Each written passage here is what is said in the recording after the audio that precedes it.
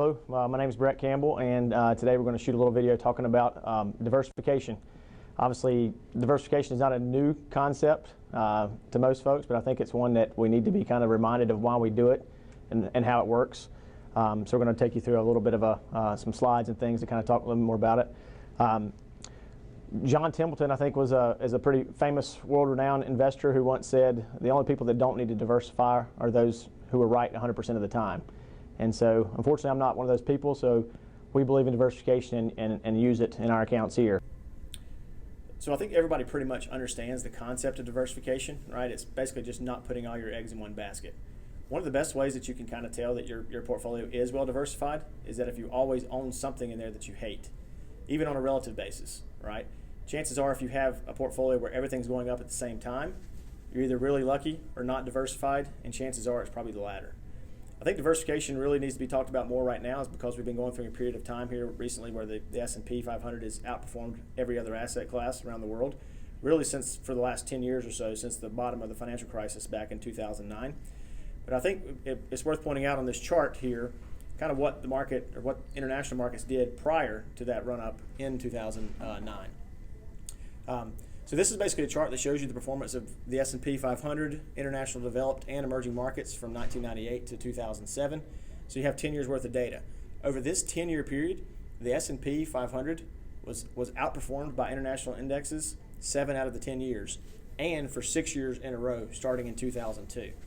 So if you think about it from that perspective, it's not really hard to understand or see why that the S&P has gone on kind of a run of its own over the last 10 years because it underperformed the previous 10.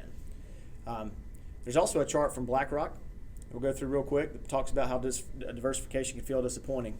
So this basically chart talks about S&P envy, all right? And a lot of people compare their returns to the S&P. This looks at a diversified portfolio from 2000 all the way through to 2017. And diversified portfolio basically just means 60% S&P 500 and 40% Barclays Aggregate Bond Index. So you can kind of see this is how an investor in a diversified portfolio would have felt over these time frames from 2000 to 2002. Diversified portfolio outperformed the index, but you still lost money. So nobody's ever happy when they lose money.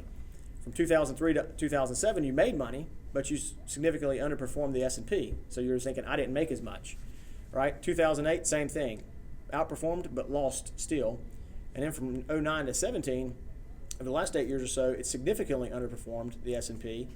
And so you're saying, I didn't make as much. Well, if you look at that over the entire time frame, the diversified portfolio actually outperformed the S&P 500 index, but you never felt like it was working for you along the way. So I think this chart does a good job of kind of showing you how diversification is supposed to work over a longer period of time. I think there's a couple reasons why we as investors typically don't believe in diversification or throw it out the window when it's about to help us the most. One of them is recency bias. And basically what recency bias means is that we tend to think what's happened recently is going to continue to happen. So for example, right now, the S&P 500 is outperforming international markets for the last several years. So we have a tendency to think that's going to continue to happen because it's what happened recently. I think it's easy for us also as investors to rationalize, hey, the S&P's outperformed recently, it's going to continue to do that. Here are the reasons why. The other thing I think you need to be aware of is loss aversion, right?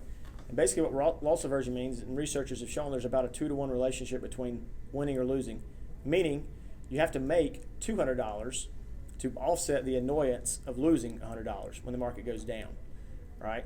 And so what happens then is when you see something in your portfolio that's either losing money or not performing as well as something else in the portfolio, you tend to say, well, my loss aversion kicks in, and I just say, I just want to sell it. And when you do that, you basically throw out the window all the benefits of diversification along the way. So the last thing I would say about diversification is that diversification doesn't work without rebalancing. So you can be diversified, set yourself up with a diversified portfolio. If you don't rebalance periodically, you don't stay diversified. Rebalancing forces us to maybe sell some of the things that have done well and buy some of the things that haven't done as well. And if you periodically do that, you will stay diversified. It's easier said than done, though, because it's going to force you to do things in the moment that don't feel like they're correct. So I guess the last thing I would say about diversification is basically you don't diversify to make sure that you get the highest returns. You do it to make sure you don't get the lowest.